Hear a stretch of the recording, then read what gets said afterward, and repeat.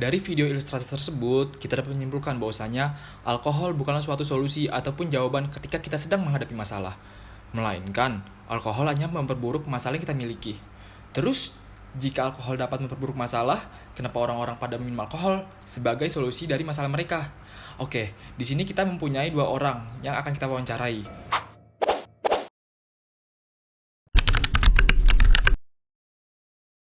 Awal-awal gue karena pertemanan, ya lu tahu sendiri pergaulan sekarang gimana ya kan. Terus baru tuh diajakin temen gue bla bla gini gini gini, diajakin minum, sekalian nemenin dia juga putus cinta biasalah. Aduh. Cowok ingat tahu aja. Jadi intinya karena pergaulan ya. Nah, sejak kelas 11 SMA, di SMA tuh gue zaman-zamannya masih ya bandel lah. Semua orang pasti pernah ngerasain dah tuh pengalamannya. Berarti emang zaman-zaman SMA itu udah parah banget itu ya. Asli der. Perasaan gue kalau misalnya minum kelebihan ya kayak nggak sadar, teler gitu, muntah. Kalau misalnya ada yang kuat lambungnya ya bisa syukur-syukur masih lanjut. Kan setiap orang beda-beda tuh lambungnya tuh. Nah terus kalau minumnya ya berapa botol doang, paling kayak ngecil doang. Berapa botol doang ya? 5 lah, 3. Buset. Ngecil, pikiran tenang tuh, ajib. Gaul. Asli. Awalnya sih gue diajak teman, nah lama-lama gue enakan, kok enak. Terus gue coba lagi kan sama teman-teman gue lagi. Lah awal-awal dah keterusan terus gue sampai sekarang. Gue kelas SMP sih. SMP. SMP Waduh. seger sih, puyeng juga, enak juga, ngelantur juga iya. Oke, sip.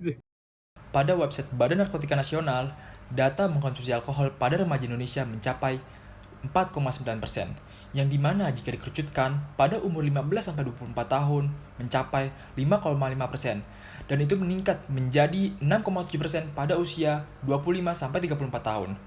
Nah, dari data tersebut kita dapat menyimpulkan bahwasanya alkohol sudah menjadi masalah besar di Indonesia. Mengkonsumsi alkohol yang tidak terkendali sudah menjadi kebiasaan yang menghantui remaja Indonesia, di mana hal itu dapat membawa dampak negatif seperti kesehatan, sosial, maupun ekonomi.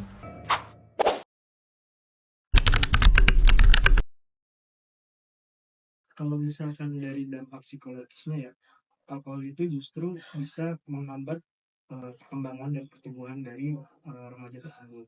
Lalu juga alkohol bisa mempengaruhi bagaimana sikap, emosional, terus juga pemikiran di saat mengambil keputusan itu juga bisa mempengaruhinya. Karena dari alkohol sendiri bisa merusak beberapa syaraf.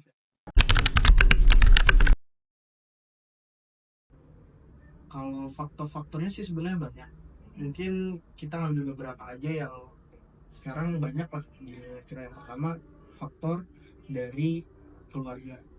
Kalau misalkan keluarga tersebut mendapatkan atau sering gitu melakukan minum-minum alkohol yang seperti tren sekarang, maka si anak ini kemungkinan akan menjadi peminum juga.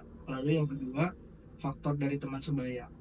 Banyak dari teman-teman kita di lingkungan masyarakat yang tadinya dia belum pernah menyentuh alkohol itu, tiba-tiba dengan pergaulan dengan teman sebaya dekatnya, pada akhirnya dia menjadi kecanduan alkohol.